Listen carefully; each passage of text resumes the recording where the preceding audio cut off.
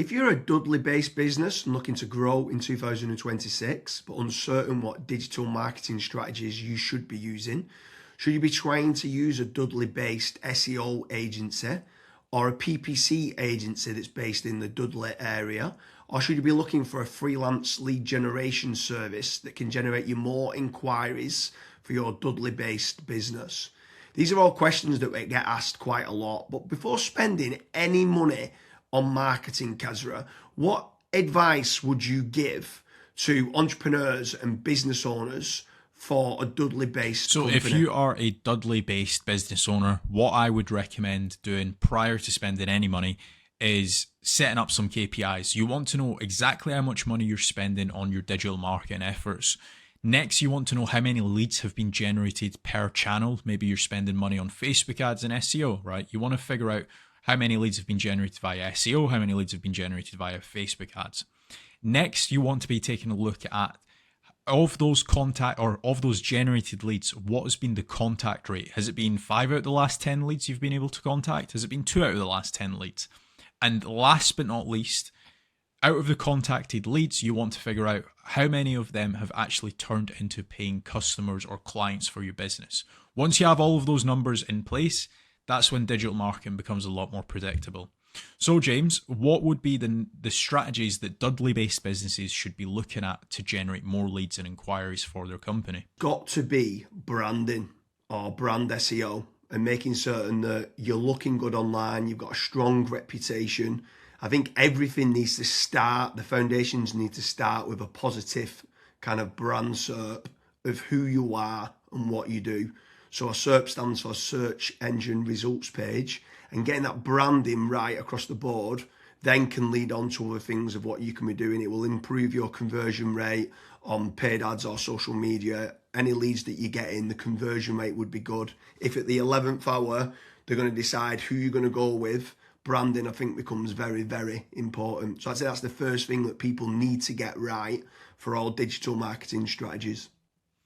My next strategy is going to be AI visibility. I feel like more and more companies are actually looking into this. So what does ChatGPT, Claude, Gemini, Grok, Perplexity say about your brand or about your business? Is it a positive thing or is it a negative thing? And also trying to figure out what it says about your competitors as well. And obviously trying to improve that's really important. Some people call it AI SEO, some people call it GEO, some people call it LLM optimization. But this is going to be a big thing in 2026 and also in the years to come as well. Yeah, I think that's a huge strategy that people need to be looking at with regards to artificial intelligence. More and more people are obviously using AI. The next one for me is filling in the form at FatRank or Promo SEO, which do a commission-based lead generation service for UK companies looking to grow. I think it's important to be looking at your own digital marketing efforts to generate your own leads, but also if you can use some freelancers and outsource some as well, you've got that diversification of leads. So head on over to fatrank.com, fill in the form and see whether they can help you with a no-risk supply of inquiries. Promise you'll also do a very similar performance-based lead generation service as well that you might want to fill in the form with there, and just double check whether you can go and get a third-party lead generation company to top up and start generating you some leads for your business to grow in 2026. Yeah, and then next on the list is Google Business Profiles, so Google Map listings. This is like local SEO where you basically just try and get more reviews. You build out your Google Business Profile in your local area. Now, there's pros and cons to this. I think the biggest pro is that once it is actually ranking, you're going to be consistently generating leads. However, to get from nowhere, like let's say you do not have a Google Maps listing at all, to get it ranking to position number 1, the issue you've got with that is there might be, let's say, a 60 or 100 review deficit. And to obviously get those reviews, you need leads. So it's one of those things. It's like the chicken and the egg. I for one just think it's good for personal branding or for branding of your company. So always try and get the Google Maps listing, but you should always know the pros and cons to it as well. Yeah, for certain. If you're in a local area, you want to try and get those local maps listing. For me, you need to be omni-channel and omnipresent. Yeah. I think the next part is SEO in general, so organic SEO. Can you be building up your website to try and get your website ranking better? If you are in local area, you might want to do your service with the area of where you cover. So like plumbing in Manchester, create a page for that. Hopefully then share that on the Google business profile of what you mentioned. But trying to get organic rankings, the amount of search volume that people are out there searching for different services of what you do, or it could be some blog posts that you could be doing as well. There's different strategies on there that you can be doing, but ideally you want good quality content, build up topical authority, and try and get some third-party backlinks to power up the site to get those organic SEO rankings. I think that's another big part that you need to be doing as part of your digital marketing strategies in 2026. Yeah, and then the next one, which kind of ties back to what you were saying before, James, is obviously organic social media. Now, organic social media, I think it's more of a numbers game. So try to create good content that your audience would actually view. Like I see this time and time again where I look at brands and they've just published maybe 4 or 5 posts on their Instagram profile and they've not been active for 3 years, right? That's not going to drive you sales. But if you can do how-tos, if you can do guides, maybe you can do before and afters, right? If you can do content like that, that way people will see you on socials and they will actually click to actually figure out more about you, fill in the contact form. The caveat to organic social media, yes, it's free to do. It's not like PPC, for example, but it is very much a numbers game. So you want to be consistently uploading, maybe not every day, but at least 3 or 4 times a week. Yeah, for sure. On the subject of social media, paid social ads as well is massive. I'm a massive advocate of the kind of the dollar a day strategy of what people talk about. So if you are going to be taking the time to be posting every day, like you mentioned there, for organic social media, just spending a few pounds on those posts and boosting it. So getting case studies, any awards that you've won as well for reputation, and starting boosting that. You can also be running retargeting ads. So if anyone's clicked through to your website, you can be running retargeting, which is paid social as well. Different places like Meta, so whether that's Facebook and Instagram, you've got Twitter, you've got YouTube, you can be running Pinterest, you can even run in places like Reddit as well, for paid ads. And I think paid social media is still an untapped market for digital marketing strategies. Yeah. The next one is it's probably a love-hate relationship. It's PPC, right? Google AdWords or doing it on Bing, wherever. That's basically the sponsored results. So if you search for a service, it's above local SEO.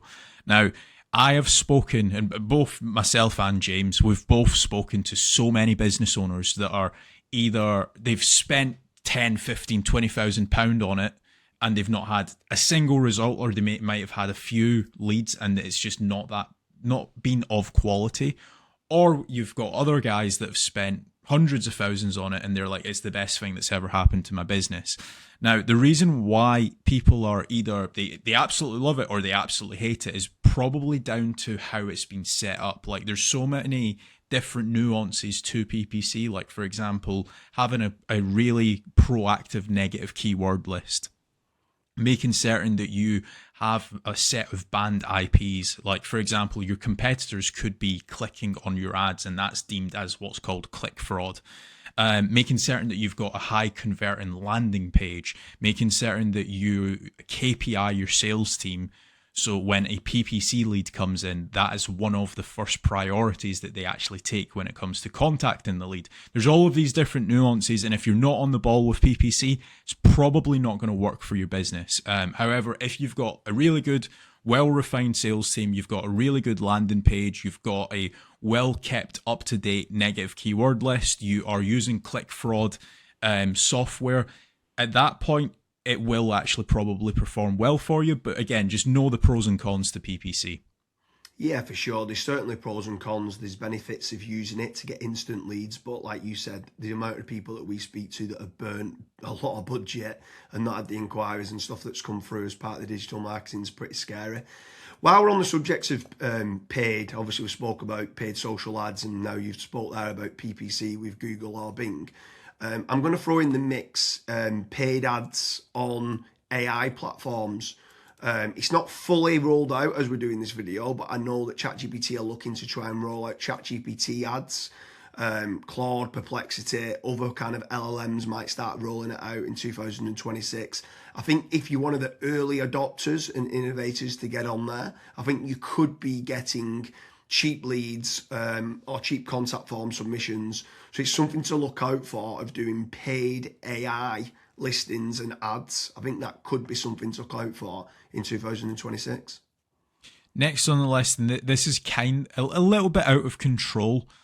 You do obviously have like forums that you can get your brand mentioned in, like for example Reddit and Quora. That very much comes down to the after fact, like where are your customers that you've been dealing with previously, are they actually raving and shouting about you? If they are, then that's a very good resource of getting other people recommending you. So if you can get that, again, it's a little bit out of your control, but asking for reviews, asking for them to recommend you to friends, to people, that can obviously generate you a decent amount of leads and inquiries as well. Yeah, for sure. And the add-on benefits to places like Reddit is that it's getting cited so much now in the AI overviews. So when you spoke there early on about AI visibility, if you can try to get a positive kind of lot of people talking about the products and services of what you do and some reviews on there, it's indirectly then going to help you, or directly actually is going to help you with AI visibility. And then the last one for me is tradesman websites. So like Check a Trade, Bark, or teaming up with a third party lead generation company.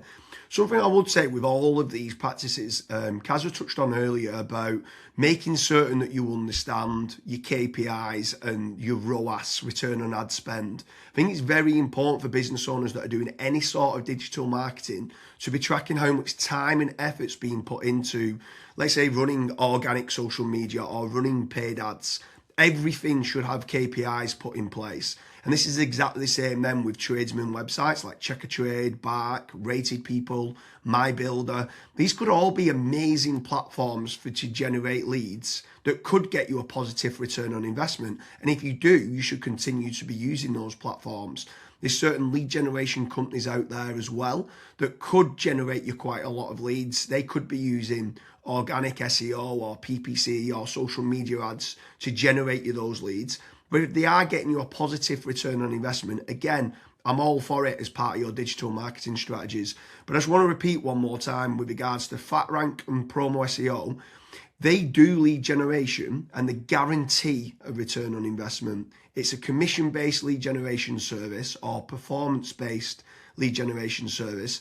So make sure you head on over there, fill in the form. That could just be one part of generating leads of many. You should be trying to generate your own. You should never have a single point of failure, and you should be trying to get that diversification. But make sure you head on over to Promo SEO or FatRank lead generation service as part of your digital marketing efforts in 2026. Thank you very much, Kazra.